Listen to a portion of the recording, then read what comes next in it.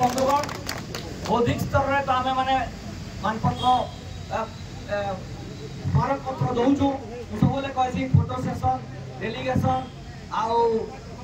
petition आम दौचु किंतु agitation नहीं हबार तो डेलीगेशन और फोटो सेसन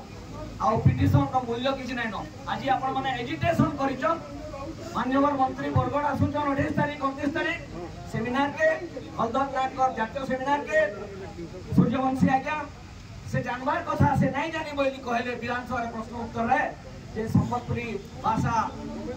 ओडिशार अन्यतम सरकारी भाषा हिसाब से अष्टम अनुच्छेद के दिवार लगी सरकार प्रस्ताव रखिछन बोली ताको आमे सेने जणै दमा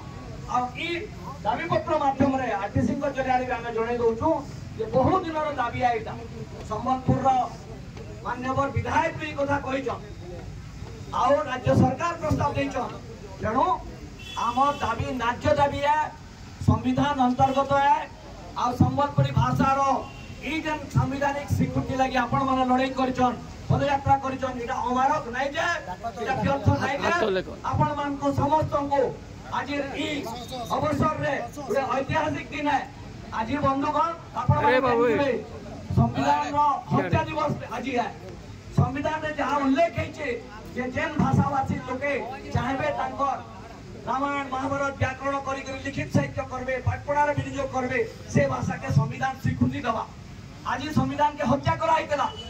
आज स्मरण करवा लगी चाहूँ जेन माने संविधान हत्या दिवस